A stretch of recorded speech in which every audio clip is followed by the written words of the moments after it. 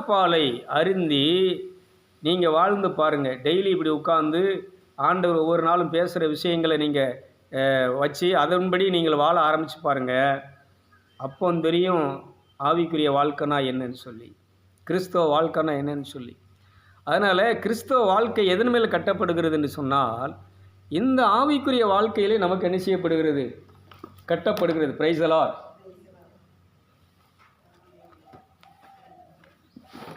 இன்னொரு வசனத்தை வாசிங்க பார்ப்போம். Thank you father. வெளிப்படுத்தின சுவிசேஷம் 1 அதிகாரம் 6ஆம் வசனத்தை வாசிங்க.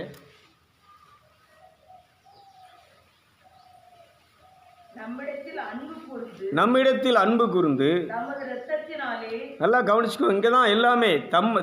தம்மிடத்தில் அன்பு கூர்ந்து அவருடைய இரத்தத்தினாலே நம்முடைய பாவங்களற நம்மளை கழுவி தம்முடைய பிதாவாகிய தேவனுக்கு முன்பாக நம்மை ராஜாக்களும் ஆசாரியர்கள், நல்லா கவனிச்சுக்கோங்க, நம்மளை எப்படி ஆக்கிட்டாரு? ராஜாக்களும் ஆசாரியர்களும் ஆக்கின அவருடைய மகிமையின் வல்லமையும் என்றென்றைக்கு உண்டாவதாக ஆமேன் என்று எங்கே நேசிக்கிறார். அதனால் இந்த இயேசுனுடைய மாசற்ற விலையேறப்பட்ட இரத்தத்தினாலே இன்றைக்கி நாம் எல்லாரும், இந்த நிகழ்ச்சியை பார்க்குறவங்களுக்கு சொல்கிறோம், நம்ம எல்லோரும் என்ன ஆகிறோம்னு சொன்னால் தேவனுடைய மக்களாக பிள்ளைகளை. இதை நம்ம அறிக்கை பண்ணணும், இதை விசுவாசிக்கணும், இதை எப்போவுமே யூஸ் பண்ணணும். என்ன இன்றைக்கி கடவுளுடைய மகனாக கடவுளுக்கு முன்னால் என்ன நிறுத்தியிருக்கிறது எதுன்னு சொன்னால், நான் இன்றைக்கி இந்த ஆராதனையில் பழி எதை வச்சு பழி செலுத்துகிறேன்னு சொன்னால், இந்த இரத்தம் என்ன செஞ்சுருக்கிறது? பழைய ஏற்பாட்டு காலத்தில் அன்னைக்கு ஒரு சிலர் தான் ஆசாரியர்களாக இருப்பாங்க. அவங்க மட்டும்தான் அந்த பலி செலுத்துவாங்க.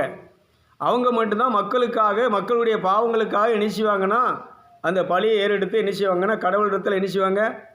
விண்ணப்பம் பண்ணுவாங்க. ஆனால் இன்றைக்கி இந்த இயேசு இந்த உலகத்தில் வந்து மனுஷனாக பிறந்தது, அவர் பாடுபட்டது, ரத்தம் சிந்தது, மரிச்சது எதுக்குன்னு சொன்னால் ஈஸ்டர் கொண்டாடுறதுக்காக அல்ல, கிறிஸ்மஸ் கொண்டாடுறதுக்காக அல்ல. இப்படி ஒரு கிறிஸ்தவ மதம்னு சொல்லி ஒரு மதத்தை வச்சுக்கிட்டு அதில் நம்ம இஷ்டத்துக்கு நம்ம வாட்டில் இணைஞ்சிட்டு இருக்க வாழ்கிறதுக்காக அல்ல, வழிபாடு செலுத்துறதுக்காக அல்ல. தேவனுக்கு உகந்த பலி செலுத்தி அங்கே வழிபாடு செலுத்தக்கூடிய ஒரு அரசனாக, அரசகுல திருத்துவ கூட்டமாக. போன வாரத்தில் சொன்ன நீங்களாம் யார்? ராணிகள்.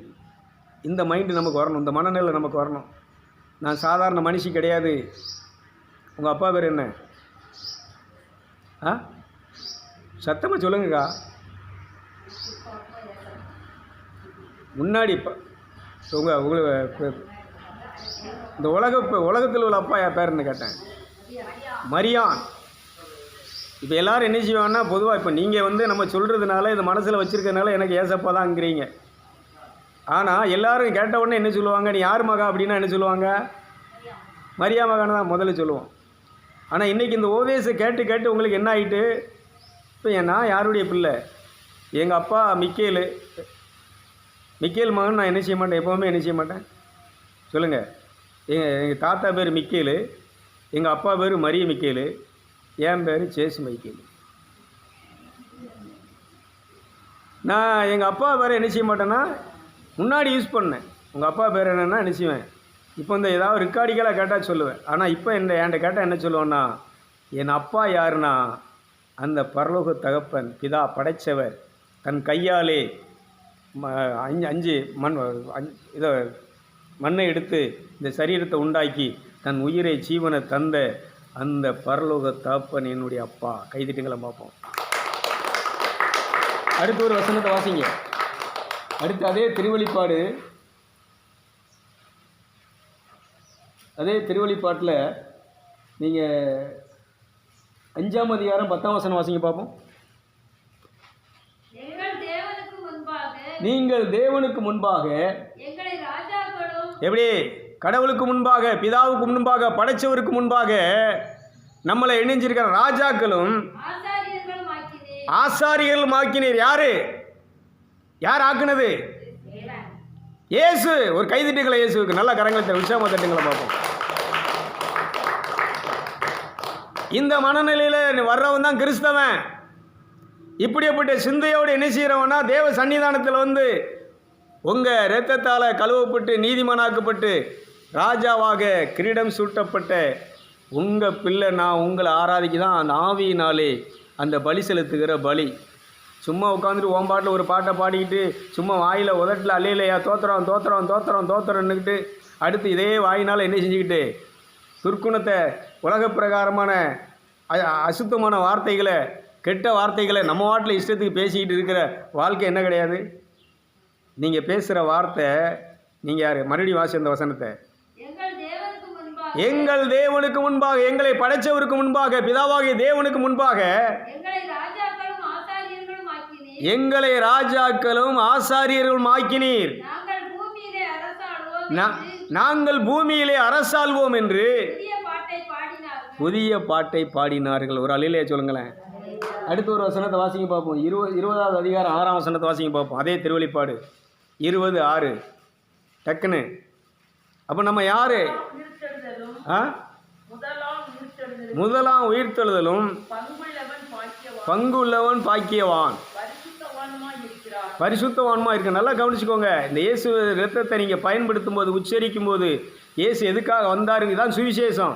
இந்த சுவிசேஷம் உங்கள் மைண்டில் இருந்துச்சுன்னு சொன்னால், நான் பாவி அல்ல, நான் பாவி இயேசுவே என் வாழ்வை, இதே டெய்லி என்ன செஞ்சிட்ருக்குறோம். ஆனால் டெய்லி என்ன சொல்லணும்?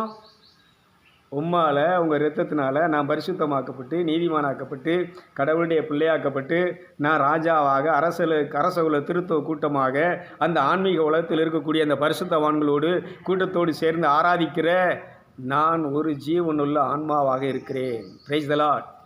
வாசிமா. இவர்கள் மேல் இரண்டாம் மரணத்துக்கு அதிகாரம் இல்லை. இந்த சரீர பிரகாரம் ஒரு இது உண்டு. அதுக்கப்புறம் ஆவிக்குரிய மரணம், இரண்டாம் மரணத்துக்கு என்ன கிடையாது, அதிகாரம் இல்லையா? இவர்கள் தேவனுக்கும் கிறிஸ்துவுக்கும் முன்பாக பலி செலுத்தக்கூடிய, வழிபாடு செலுத்தக்கூடிய, தூபம் காட்டக்கூடிய ஆசாரியராயிருந்து, ஒரு கைதட்டுங்களை பார்ப்போம், அவரோடு கூட. இங்கே நம்ம 70 வயசில் செத்துருவோமா, 80 வயசில் செத்து, நீ எத்தனை வருஷம் இருக்க போகிற? அரசால போகிற 1000. இங்கே சொல்லக்கூடிய நம்ம சொல்லக்கூடிய வருடம் ஆண்டவருக்கு ஒரு நாள். இப்போ 1000 வருஷம்னா எத்தனை கோடி? இப்போ உள்ள நம்ம சொல்லக்கூடிய வருஷத்துக்கு எத்தனை கோடி வருஷம்னு என்ன செய்ய முடியாது, சொல்ல முடியாது. அப்படியேப்பட்ட ஒரு வாழ்க்கையை கொடுப்பதற்காக கிறிஸ்து இந்த உலகத்திலே மனிதனாக பிறந்தார். அப்படியேப்பட்ட ஒரு வாழ்க்கையை உண்டு பண்ணுவதற்காக அவர் பாடுபட்டார். அவர் சிலுவையிலே ஆணி அடிக்கப்பட்டார். அவர் இரத்தம் சிந்தினார். அவர் மரித்து அடக்கம் பண்ணப்பட்டு 3ஆம் நாள் உயிர்த்தெழுந்து இந்த வார்த்தையை சொல்லுகிற, இதை விசுவாசிக்கிற, இதை அறிக்கை பண்ணுற அத்தனை பேர்ட்டையும் பிதாட்ட சொல்கிறாரு, என் இரத்தத்தினால் நீங்கள் உங்கள் பரிசுத்தத்தை இது பண்ணி அவர் என்ன செய்கிறாரு, புனிதமாக்கி இப்போ மகளாக இவங்க என்ன செய்கிறாங்க, இந்த சன்னிதானத்தில் வந்திருக்கிறாங்க. இப்போ இவங்க கேட்குறது நீங்கள் என்ன செய்யுங்க, கொடுத்து இவங்களை ஆசீர்வதியுங்கள். கைதிட்டுங்களை பார்ப்போம். அதனால் தொடக்கமே நீங்கள் ஸ்டார்ட் பண்ணும்போது ப்ரேயர் எப்படி பண்ணணும்னு சொன்னால், உங்கள் வார்டில் ஜெபமாலை சொன்னோம், உங்கள் வார்டில் சிலுவபாதை பண்ணோம், உங்கள் வார்டில் நாங்கள் தோத்திரம் சொன்னோம், உங்கள் வார்டில் ஜெப குறிப்புகளை சொல்லி வாயில் வந்ததெல்லாம் சொல்லி ஆசீர்வதியும் அப்படின்னு சொல்லி நீ ஜெபம் பண்ணுறது, இது என்ன கிடையாதுன்னு சொன்னால் ஒரு பேசிக் ஃபவுண்டேஷன் இல்லாமல் இருக்கு. இதுவரைக்கும் என் நாமத்தினாலே ஒன்றையும் என்ன செய்யலை, கேட்கலை, இப்பொழுது கேளுங்கள். இன்னும் சொல்கிறாரு, நீங்கள் என்னிலும் என் வார்த்தை உங்களிலும் நிலைத்திருந்தால் விரும்பியதையெல்லாம் கேளுங்க, அது உங்களுக்கு கொடுக்கப்படும். கைதிடுங்களை பார்ப்போம். அப்போ இந்த வசனம் நான் என்ன சொல்கிறேன்னா, அன்னைக்கு நீங்கள் இப்படி வார்த்தைகளை சொன்னீங்களே, தரிசனங்களை சொன்னீங்களே, அந்த தரிசனத்தின்படி வார்த்தையின்படி கேட்குறோம்பா. எனக்கு இப்போ என்ன கிடையாது, சாவு உள்ளுக்குள்ள ஆவிக்குள்ள இருந்து அந்த ஆவியில் என்ன செஞ்சுட்டு இருக்கிறேன். இந்த வாயில் உளறதை விட்டுட்டு இன்றைக்கி பாருங்களேன், எல்லாம் தன்னால் உளறிக்கிட்டு தான் அலையுது. இந்த வந்த உடனே பார்த்தா ஒவ்வொன்றும் ஒவ்வொரு பிரச்சனையும் வாட்ட சொல்லிக்கிட்டு உளறிக்கிட்டு கொட்டிக்கிட்டு என்ன செய்யும், சம்பந்தமே இருக்காது. ஒரு ஆள் வருவார், வந்து அவர் வாட்டில் அவர் பிரச்சனை, அவர் குடும்ப பிரச்சனை, அவர் பிள்ளைய பிரச்சனை, அது வாட்டில் உளறிக்கிட்டே இருப்பார். சரி, இவங்ககிட்ட சொல்லி இவர்கிட்ட சொல்லி என்ன ஆக போகுது, இவர் என்ன பண்ண முடியுமா, அதெல்லாம் யாரும் என்ன செய்ய மாட்டோம், யாருக்கிட்டனாலும் சரி எல்லாத்தையும் ஒட்டி மனசில் உள்ளது பூரா கொட்டிட்டு நினைஞ்சிட்டு இருப்போம், சொல்லிக்கிட்டே இருப்போம். பைபிள் என்ன சொல்லுதுன்னா, உன் தேவனிடத்தில் மட்டும் உன் பாரத்தை இறக்கிவிடு, அவர் உனக்கு இளைப்பாறுதலை, உன் மனசுக்கு நிம்மதியை, அமைதியை தந்துடுவார். கைக்கிட்டுங்களா பார்ப்போம்.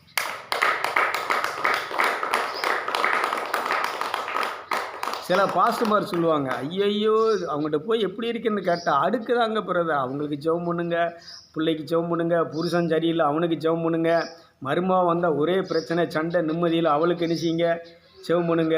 எனக்கு ஒரே வாந்தி, எனக்கு ஒரே இடுப்பு வலி, எனக்கு சுகரு ப்ரெஷரு, ஐயையோ ஒரே அடுக்காக என்ன செஞ்சிட்ருப்போம். ஆனால் பைபிள் என்ன சொல்லுதுன்னா, உன் பாரத்தை உன் சுமைகளை நீ நினைச்சின்னா என்னிடத்தில் இருக்கு. அதான் ப்ரேயருங்கிறது யார்கிட்ட போய் கேட்கன்னு சொன்னால், தேவனிடத்தில். ஐயா இந்த உடலை தந்தது நீ, இந்த உயிரை தந்தது நீ, ஆனால் முதல் மனுஷன் செஞ்ச பாவத்தினால இது சாபத்துக்குள்ளாயிட்டு, இது பாவத்துக்குள்ளாயிட்டு, உங்களை தரிசிக்க முடியாமல், உங்கள்கிட்ட உறவாட முடியாமல், உங்களுக்கு நான் பலி செலுத்த முடியாமல் நான் இணைஞ்சிருக்கிறேன், பாவத்தில் கட்டப்பட்டு இருக்கிறேன். என் கட்டுக்களை அவிழ்த்து, கண் கட்டுக்களை அவிழ்த்து, என் வாய் கட்டுக்களை அவிழ்த்து, இறைவா எனக்கு உதவி செய்யும், இயேசுவே ப்ளீஸ் எனக்கு உதவி செய்யும், ஆவியானவரே ப்ளீஸ் எனக்கு என்ன செய்யும் இப்படின்னு நீங்கள் தனித்து நினைச்சுன்னா யார்கிட்ட கேட்கணுன்னா, தேவனிடத்தில் கேட்க. திருத்துவம் ஒரே ஆளாகிய, ஒரே கடவுளாகிய, மூன்று தன்மைகளை வாழ்ந்து கொண்டிருக்கிற பிதா குமாரன் பரிசுத்த ஆவியாகிய இந்த மூன்று நாமத்தை, மூன்று இதையும் உச்சரித்து நீங்கள் அழைக்கும்போது இந்த மூவரும் எப்பொழுதும் உதவி செய்கிறார். அதான் சொல்கிற, மனம் திரும்பி அடுத்த நிமிஷமே அந்த தகப்பன் மேலேருந்து இவர் இங்கே இன்னும் இவன் மனசு மேலே இதாகிறதுக்கு முன்னாடி அவர் எங்கே வர்றாருன்னா அவனை தேடி வருகிறார். என்னை தேடி இயேசு வந்தார். எப்பொழுது சொல்லுங்கள்? மனம் திரும்பும்போது. அதனால் இன்றைக்கி ஜெபக்கூட்டத்துக்கு போகிறோம். நான் அதான் கிறிஸ்தவங்கிட்ட கேட்குறேன், கிறிஸ்தவனே நீ ஜெபக்கூட்டத்துக்கு போகிற, ஜெபம் பண்ணுற, கிறிஸ்தவ மதத்தில் இருக்கிற, ஆனால் நீ மனம் திரும்பியிருக்கியா? இங்கே வந்திருக்கிறோமே உங்கள்கிட்ட கேட்குறேன், ஜெபத்துக்கு வந்திருக்கிறீங்க, ஆராதனைக்கு வந்திருக்கிறீங்க, மனம் திரும்பி இருக்கிறோமா? மனம் திரும்புதல்னா என்ன? மனுஷன்கிட்ட சொல்கிறத விட்டுட்டு, மனுஷன்கிட்ட கேட்குறத விட்டுட்டு, மனுஷனை நம்புறதை விட்டுட்டு, மனுஷன்கிட்ட நம்முடைய வாழ்க்கை தேவைகளை எதிர்பார்க்கறதை விட்டுட்டு, என்னை படைத்தவரை நம்புகிறேன், உம்முடைய வார்த்தையை நம்புகிறேன், உம்மிடத்தில் என் கரங்களை ஏந்துகிறேன். கைதிட்டுங்களை பார்ப்போம். நல்லா கரங்கள் கேட்கும்.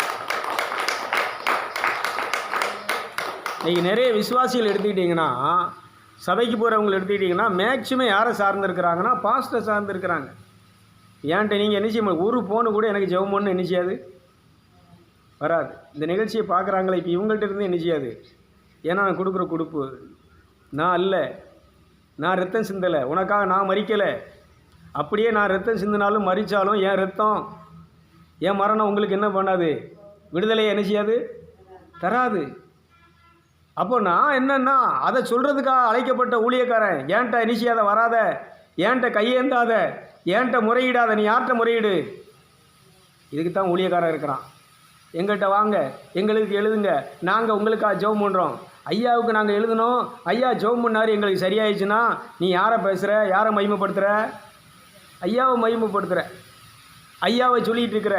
நீ ஐயாவை சொன்ன உடனே சின்னத்தாய் ஒரு பக்கம் நினைச்சுவாங்க, ஐயாவை சொல்ல. நானும் ஐயாவுக்கு சொன்னேன், ஐயா என்ன செஞ்சாங்க, ஜெபம் பண்ணாங்க, சரியாயிடுச்சு. இதுதானே இன்றைக்கி சாட்சி நடந்துகிட்ருக்கு. ஆனால் இங்கே யார் சாட்சி வரணும் சொல்லுங்கள்? உன்னை நீதிமானாக்கி, பரிசுத்தவனாக்கி, உன்னை கடவுளுடைய பிள்ளையாக்கி, உனக்கு ஜீவனை, அழியா ஜீவனை கொடுக்கக்கூடிய இந்த உலகத்துக்கு வந்து பாடுபட்டு சிலுவையில் இரத்தம் சிந்தி தியாகம் பண்ணிய வாழ்க்கையை, தன்னை தியாகம் பண்ணி தெய்வீகத்தை தியாகம் பண்ணிய அந்த தெய்வீகத்தை இன்றைக்கி இதெல்லாம் என்ன செஞ்சிருச்சுன்னா மறைச்சிட்டுங்க. அதனால தான் சொல்கிறேன், நீ கிறிஸ்தவ மதத்துக்கு போகிற, கிறிஸ்தவ மதத்தில் இருக்கிற, ஆனால் யாரை யூஸ் பண்ணலைன்னா இந்த இயேசுனுடைய நாமத்தை யூஸ் பண்ணலை, இயேசுனுடைய இரத்தத்தை நீ என்ன செய்யலை, பயன்படுத்தலை, இந்த இயேசுடைய பாடுகளை பலிகளை நீங்கள் என்ன செய்யலை, இதை பண்ணி பாருங்கள். இது வரைக்கும் நீங்கள் பண்ணீங்களா? இதுவரை நானும் அப்படி தான் பண்ணிகிட்டு இருந்தேன்.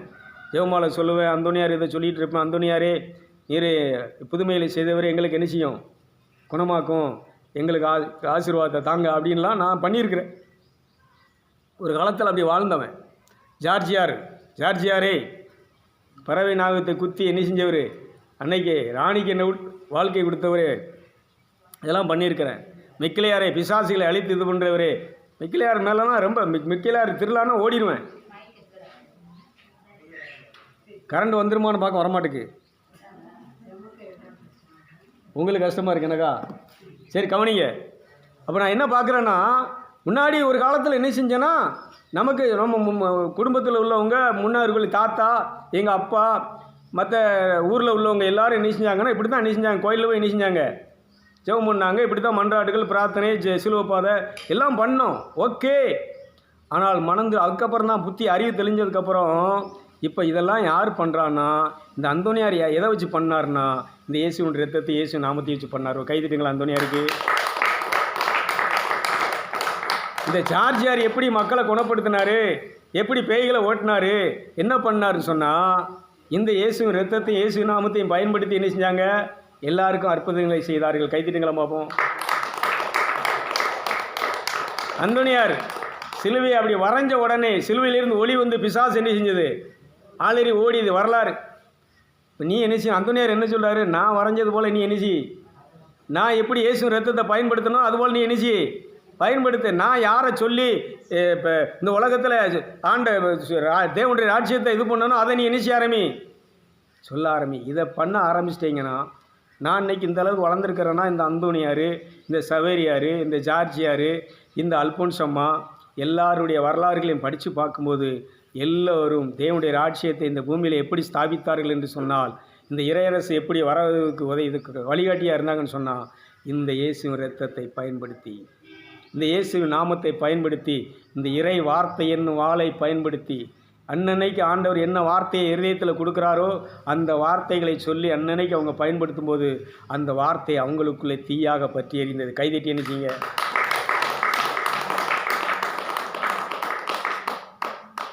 ஆனால் இன்றைக்கி என்ன பண்ணிட்டாங்கன்னா, இதை ஸ்டாப் பண்ணிட்டாங்க. அந்தோனியாரின் பக்தர்களே, அந்தோனியார் உங்களுக்கு என்ன செய்கிறா, உங்களுடைய வேண்டுதலை நிறைவேற்றுகிறா. பாருங்கள், இந்த உணர்ந்து காணிக்கைகள் என்ன செய்யுங்கள், நேர்ச்சைகளை நீங்கள் என்ன செய்யுங்கள். இப்படி நேர்ச்சை செய்தார்கள். இந்த நேர்ச்சையின்படி அவங்களுக்கு என்ன குழந்தை பாக்கியம் கிடைத்தது. இந்த நேர்ச்சையின்படி அவங்களுக்கு திருமணம் ஆகாமல் இருந்த கல்யாணம் என்ன செய்தது, நடந்தது. அவங்களுடைய வியாதி படுக்கையிலிருந்து அவர்கள் என்ன செய்தார்கள். இப்படி நம்மளை என்ன செஞ்சிட்டாங்கன்னா, யார் மேலே திருப்பிட்டாங்கன்னா, அந்த மதம் யார் மேலே, மத போதர்கள் யார் மேலே திருப்பிட்டாங்கன்னா, இந்த இயேசுடைய நாமத்தை அறிவித்து இயேசுவின் ரத்தத்தை பயன்படுத்தி தேவராஜ்யத்தை கட்டின இவங்க மேலே திருப்பி விட்டாங்க. ஆனால் அவங்க பூரா அன்னைக்கு அதுக்கு எதுக்காக பாடுபட்டாங்க, எதுக்காக சிறைக்கு போனாங்க, எதுக்காக அன்னைக்கு அந்த ஊரை விட்டு துரத்தப்பட்டாங்கன்னா, இந்த சுவிசேஷத்தை இயேசுவை அறிவித்தபடியினால் அவர்கள் துரத்தப்பட்டார்கள். கைதிட்டுங்களை பார்ப்போம். இன்னொரு விஷயத்தையும் சொல்கிறேன். ரிஷிகளில் பார்த்தீங்கன்னு சொன்னால், அவர் பேர் நல்ல பேர், கைலாச மகாரிஷி எழுதுறார். அதாவது ஒரு நிமிஷம். இந்துக்கள் இன்றைக்கி பெரிய லெவலில் பேசக்கூடிய ஒரு மகான், ஒரு முனிவர் யாருன்னா விஸ்வாமித்திரர். இந்த விஸ்வாமித்திரர் இப்போ இல்லை, இயேசு பிறந்த காலத்தில் அந்த 3 ஞானிகள் அந்த நட்சத்திரத்தை பார்த்து அவரை தேடி வந்து வழிபட வந்தாங்க பார்த்தீங்களா, தொழுது கொள்ள காணிக்கை செலுத்த வந்தாங்க பார்த்தீங்களா, அந்த காலத்திலே ஆராய்ச்சி பண்ணி இப்படி ஒருத்தர் பிறப்பார், இப்படி இவரால் தான் மீட்பு கிடைக்கும், இவரால் தான் முத்தி அடைய முடியும்னு சொல்லி அந்த வரலாறுகளை அவரும் தெரிஞ்சிருந்து இவரும் என்ன செஞ்சுருக்கிறாருன்னா, இயேசு அந்த பிறந்த அந்த நட்சத்திரங்களை காட்டி அந்த காலகட்டத்தில் இவரும் என்ன விஸ்வாமித்திரரும் இங்கேருந்து என்ன செஞ்சுருக்கிறாரு, போய் அங்கே போய் என்ன செஞ்சுருக்கிறாருன்னா அந்த இயேசுவை தரிசித்து வணங்கி வழிபாடு செலுத்தியிருக்கிறாரு. அதோடு நிறுத்தலை. அதுக்கப்புறம் ரொம்ப காலம் கழித்து இயேசு இந்த பூமியில் அற்புதங்களை செய்து சீடர்களை உருவாக்கிட்டு இருக்கும்போது, அன்னைக்கெல்லாம் இப்படி பயணமெல்லாம் ஈஸியாக பண்ண முடியாது. கப்பல்லாம் சாதாரணமாக பயணம் என்ன செய்ய முடியாது. ரொம்ப கஷ்டப்பட்டு பாடுபட்டு ரொம்ப பசி பட்டினியோட அலைஞ்சி, இன்னொன்று அந்த காலத்தில் இயேசு எங்கே இருக்காருன்னு என்ன செய்யாது, தெரியாது. அப்படி தேடி கண்டுபிடிச்சி இயேசுவை போய் தரிசித்து அவருக்கு முன்னால் இணைஞ்சிருக்கிறார்னா பணிஞ்சு தொழுதிருக்கிறார். இந்த சீடர்களுக்கு எப்படி அவர் வரங்களை கொடுத்தாரோ, பேய்களை ஓட்டுகிற வரத்தை உனக்கு தருகிறேன், நோய்களை குணமாக்குற வரத்தை உனக்கு தருகிறேன், அற்புதங்களை செய்கிற சக்தியை இந்த உனக்கு என்ன செய்கிறேன், இந்தா என்னுடைய நான் வானத்தில் பூமியில் எனக்கு அதிகாரம் உண்டு, என் அதிகாரத்தை உனக்கு என்ன செய்கிறேன் தருன்னு சொல்லி விஸ்வாமித்திரருக்கு என்ன செஞ்சிருக்கிறாருன்னா வரத்தை கொடுத்து அவரை சீடர் ஆக்கியிருக்கிறார். கைதிட்டுங்களை பார்ப்போம். இன்னைக்கு கிறிஸ்தவங்க பூரா அவங்க இந்து அவங்க யார்? புறஜாதிகள். அவங்க கிறிஸ்தவ மதத்துக்கு. சாது சுந்தர் சிங் அழகால விஸ்வாமித்திரர் முனிவர் அப்படின்னா அந்த இந்துக்கள் வச்சிருக்கக்கூடிய முனிவர்களே ரொம்ப டாப் லெவலில் சிறந்த இவர் தான். நிறைய முனிவர்கள் என்ன செஞ்சுருக்கிறாருன்னா தவசிகளை உருவாக்குன ஒரு ஒரு ஒரு இயேசுனுடைய சீடன். விவேகானந்தர் யாரும் கிடையாது. விவேகானந்தர் இயேசுனுடைய சீடன். இந்துக்கள், அதான் இந்து மதத்தில் உள்ளவங்க சொல்கிறேன், இந்துக்கள் இன்றைக்கி இதே மாதிரி மனம் திரும்பி இந்த இயேசுவை ஏற்றுக்கொண்டு இந்த இரத்தத்தை பயன்படுத்தி உங்கள் அந்த அற்புதங்களை சரி சக்தி எங்களுக்கு தாங்க, புதுமை செய்யும் ஆற்றலை எங்களுக்கு தாங்க, உங்கள் ஞான வரத்தை எங்களுக்கு அந்த ஞானத்தின் ஆவினால் எங்கள் நிரப்புங்கன்னு சொல்லி கரங்களை உயர்த்தி கையை விரித்து நீங்கள் அவர்கிட்ட உட்காரும்போது இந்த இயேசுவானவர் கேட்கிற எல்லோருக்கும் என்ன செய்கிறார்னா அள்ளி தருகிறவர். கைதிட்டுங்களை பார்ப்போம்.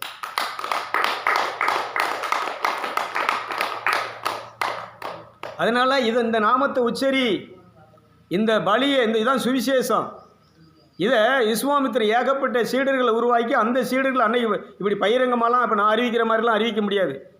அன்னைக்கு அறிவித்தவங்களை பூரா இணைஞ்சிருவாங்க, அடித்து சிறையில். இந்த விஸ்வாமித்திரரே என்ன பண்ணிட்டாங்கன்னா சாக்கில் கட்டி ஆற்றுல தூக்கி என்ன செஞ்சிட்டாங்களாம்.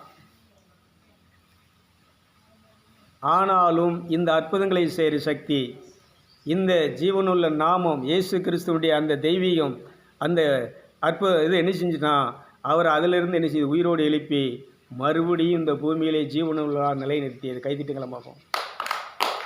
இதில் எழுதுகிறார் சாது சுந்தர் சிங்கி. அவரை பற்றி என்ன செய்கிறாருன்னா அவர் மூலமாக ஏகப்பட்ட ஹிந்துஸ் என்ன செஞ்சுருக்கிறாங்கன்னா கிறிஸ்துவனுடைய சீடர்களாக மாறியிருக்கிறாங்க. அவர் அறிவிக்கிற சுவிசேஷர்களாக மாறியிருக்கிறாங்க. அப்போது இந்த ஆவிக்குரிய வாழ்க்கை எதில் ஆரம்பிக்குன்னு சொன்னால், ஆன்மீக வாழ்க்கை எதில் ஆரம்பிக்குன்னு சொன்னால், இன்றைக்கி இந்துக்கள் எடுத்துக்கிட்டிங்கன்னா நிறைய தியான மண்டபங்களுக்கு போகிறாங்க. இந்த குண்டலினி, இந்த 7 சக்கரங்களை இது பண்ணி உச்சந்தலையிலிருந்து அந்த பிட்யூட் பிளான் திறந்து அதுக்கப்புறம் தான் என்ன செய்ய முடியும், இந்த ஆன்மீகத்தினுடைய அந்த சக்தியை பெற முடியும்னு சொல்லிகிட்டு இருக்கிறாங்க. அப்படி சொல்லி தியானங்களை நடத்திட்டு இருக்கிறாங்க. இவங்களும் என்ன செய்யும், டெய்லி காலையிலையும் சாயங்காலமும் மற்ற இந்த மாதிரி கூட்டங்கள் போய் இணைஞ்சிட்டு இருக்கிறாங்கன்னா நாள் கணக்காக மணிக்கணக்காக உட்காந்து இணைஞ்சிட்டு இருக்கிறாங்க, தியானம் பண்ணிகிட்டு இருக்கிறாங்க. ஆனால் என்ன கிடைக்கல, முத்தி அடையலை. இந்த இது என்ன செய்யலை. நமக்கு வந்தார்லா தங்கராசன் ஒரு தாசில்தார், அவர் உடம்பு மெலிஞ்சி எலும்பும் தொலியுமாயி சாக போகிற நிலையில் கிடந்தார். அவர் சொன்னார், எல்லா ஆசிரமங்களும் இந்துக்கள் வச்சிருக்கக்கூடிய பெரிய பெரிய ஆசிரமங்கள்லாம் போனையா, எனக்கு அந்த ஒளி கிடைக்கல. ஆனால் உங்கள் இடத்துல அந்த தெற்கு பக்கம் அப்போ நீங்கள்லாம் கையை வைத்து நின்றுட்டு இருந்தீங்க. அன்றைக்கி ஒரு நாள் வந்தார். அவரும் அந்த இடத்துல வந்து அப்படியே கண்ணை மூடி அப்படி உட்கார்ந்துருந்தார். சொன்னார், அன்னைக்கு உங்கள் இடத்துல அந்த ஒளி எனக்கு கிடைத்தது, நான் அந்த ஒளியை பெற்றேன். கைவிட்டுங்களா பார்ப்போம். நல்லா கரங்கள். அதனால் நிறைய விலைக்கரைகள் செலுத்திட்டு இருக்கிறாங்க இந்த மத போதகர்கள், இந்த இதுகளை நடத்துகிறவங்க இணைஞ்சிட்டு இருக்கிறாங்க. ஆனால் நம்மகிட்ட பணத்தை அதுக்கெல்லாம் அவங்க எவ்வளோ பணம் கட்டுதாங்க தெரியுமா? ஒரு தியான கூட்டத்துக்கு போனால் 5000 ஃபீஸ் கட்டணும். சாப்பாட்டு ஃபீஸ் வேறு, பஸ் பேர் வேறு. அந்த ஒரு வாரம் வேலையை போட்டுட்டு இணைஞ்சிட்டு இருக்கிறாங்க. போய் அந்த இதில் இணைஞ்சிட்டு இருக்கிறாங்க. இப்போ ஜக்கி இந்த இதில் நடத்திட்டு இருக்கார் இல்லையா, எங்கே கோயம்புத்தூரில் இதெல்லாம் நடந்துட்டு இருக்காங்க. நிறைய வாலிப பிள்ளைங்க வாழ்க்கையே வேண்டான்னு சொல்லி இணைஞ்சிட்டு இருக்காங்க. அதில் இணைஞ்சிட்டு இருக்கிறாங்க. முடங்கி சோத்தை தின்னுக்கிட்டு முத்தின்னு இணைஞ்சிட்டு இருக்காங்க. அந்த இதை பண்ணி தியானத்தை பண்ணிகிட்டு இருக்கிறாங்க. ஆனால் என்ன கிடைக்கல, முத்தி கிடைக்காது. இந்த விவேகானந்தர் சொல்கிறார், உனக்கு முத்தி வேணும்னா இந்த இயேசு நாமத்தை நீ பயன்படு, இயேசு ரத்தத்தை நீ என்ன செய்யணும், இந்த இயேசுவை ஏற்றுக்கொண்டு நீ அவர்கிட்ட உதவி கேட்கும்போது அவர் உன்னுடைய உச்சந்தலையில் இருக்கக்கூடிய பிட்யூட் பிளானை திறந்து உன்னை தேவனோடு தொடர்பு கொள்ள அரசனாக, அரசகுல திருத்துவ கூட்டமாக, உன்னை ராஜாவாக, ராணியாக்கி அந்த பிதாவின் செல்ல பிள்ளைகளாக கொண்டு நிறுத்தக்கூடிய ஒரு சக்தி, ஒரு மகான், ஒரு கடவுளுடைய அவதாரம் யாருன்னு சொன்னால் இந்த இயேசு கிறிஸ்து மட்டுமே. கைத்திட்டுங்களை பார்ப்போம். அதனால் இங்கே இருக்குன்னு சொல்கிறேன். இனி இந்த வழிபாடுகள்லாம் எப்படி இருக்குன்னு சொன்னால், நான் இருக்கணும் இல்லையோ கண்ணை மூடி இந்த இடத்துல நம்ம முன்னாடி இப்படிக்கா இருந்து பண்ணோம். நைட் 9 மணிக்குள்ளே ப்ரேயர் எப்படி நடந்துச்சு, எல்லோரும் வந்து ஜீசஸ் இயேசுன்னு சொன்னாலே என்ன செய்யும், அந்த இயேசு நாமத்தை சொன்னாலே என்ன கிடைக்கும், அந்த நீதின்னு சொல்லி உயிர்த்து வர ஆரம்பிக்கும். அந்த ஒளி சாரல் மாதிரி என்ன செய்யும், முகத்தில் அப்படியே நெஞ்சிட்ருக்கும், பொழிஞ்சிட்ருக்கோம். பொழிஞ்சா பொழியலையா, இது உங்களுக்கு தெரியும். இந்த நிகழ்ச்சியை பார்க்குறவங்களுக்கு தெரியும். அதனால தான் இவங்களுக்கு சொல்கிறேன். அபிஷேகம் பண்ண அன்றைக்கி நிறைய அபிஷேக கூட்டம்னு சொல்லி கூட்டங்களில் போய் கையை தட்டி மியூசிக் போட்டு வர்றாரு ஆவியானவர், வர்றாரு வர்றாரு வர்றாரு வர்றாரு வர்றாரு வர்றாரு, எல்லாம் ஆட்டம் போட்டுட்டு இருக்கிறாங்க. ஆனால் வீட்டுக்கு வந்து ஆவியானவர் என்ன செய்ய மாட்டேங்காரு. ஆனால் இந்த மாதிரி நின்று பாருங்கள், ரொம்ப சிம்பிளான அபிஷேகம் என்பது, அபிஷேகம் பண்ணக்கூடிய வழிமுறை என்பது ரொம்ப சிம்பிளான வழி. இதுக்கு ஒரே ஒரு வழி, இயேசு தான். இது ஞானஸ்நானம் கொடுக்குறவர் யார் தெரியுமா? பாஸ்டர் கிடையாது. யார்? நானும் உங்களுக்கு நீரால் ஞானஸ்நானம் கொடுக்குறேன், எனக்கு பின் வருகிறவர் பரிசுத்த ஆவியினால் நெருப்பினால் உங்களுக்கு என்ன கொடுப்பாரு? Price the Lord. அதனால் எனக்கு உங்கள் நெருப்பின் ஞானஸ்நானத்தை தாங்கப்பா நீங்கள் யார்கிட்ட கேட்கணும்? இயேசுகிட்ட கேட்கணும். அதனால் வேலை செய்தெல்லாம் இன்னைக்கு குறைச்சிட்டு நீங்கள் ஆவியில் பலனடைஞ்சு அரசு. ஒரு ராஜா வேலை செய்வானா? ஒரு ராணி வேலை செய்வாளா? சொல்லுங்கள். ராஜா என்ன செய்வா? அரசாளுவா. இன்றைக்கி பிராமணர் எடுத்துக்கோங்க, யாரும் நினைச்சிக்கிறது கிடையாது. அவங்க எல்லோரும் நினைஞ்சிட்டு இருக்கிறாங்க. இன்றைக்கி நாட்டை யார் ஆண்டுட்டுருக்கா? அதிகாரம் அதிகாரிகளாக யார் இருந்துகிட்ருக்கா? சொல்லுங்கள், யார் இருந்துகிட்ருக்கா? ஏன்? அவங்க மைண்டு, அவங்களுடைய உபதேசங்கள். இன்னொன்று, பிராமணர்கள் வழிபடுகிற அந்த ஸ்லோகம் பூரா என்ன சொல்லுது? இந்த இயேசு கிறிஸ்துவை கன்னி சித்தியாய நமக, ஓம் ஸ்ரீ கன்னி சித்ராய நம, இதை பூரா யாரை சொல்லுது? இந்த இயேசுவை சொல்லி அறிக்கை பண்ணி இதனுடைய அர்த்தத்தை புரிந்து அவங்க யாரை தொழுதுட்டுருக்குறாங்க, யாரை வணங்கிட்டுருக்குறாங்க, யாரை கடவுளாக வச்சுருக்கிறாங்கன்னா இந்த இயேசுவையும் இந்த மகனு அவர் கொடுத்த அந்த பிதாவாகிய தகப்பனை என்ன செஞ்சிட்ருக்கிறாங்க?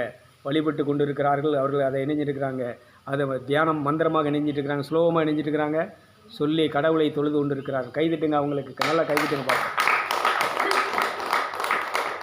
அது அழகாய் சொல்லுது, ஓம் ஸ்ரீ பரமேஸ்வராய நமக. அப்படின்னா யார்? பரலோகத்தில் வீட்டிருக்கின்ற தேவனே உண்மை ஈஸ்வரனே, தேவனே ஈஸ்வரனே உண்மை என்ன செய்கிறோம்? இது யார் சொல்கிறா? இது பைபிளில் கிடையாது, இந்து மத ஸ்லோகங்கள் இருக்குது. அப்போ அவங்க பூரா இதை சொல்லித்தான் அவங்க என்ன செஞ்சிட்ருக்கிறாங்கன்னா அந்த தேவ சன்னிதானத்தில் என்ன பண்ணிகிட்ருக்கிறாங்க? அதுக்கு கீழே பாருங்கள், ஓம் ஸ்ரீ பாவநாசய நமக, எங்கள் பாவங்களை போக்குபவரே மன்னிப்பவரே உண்மை நாங்கள் என்ன செய்கிறோம்?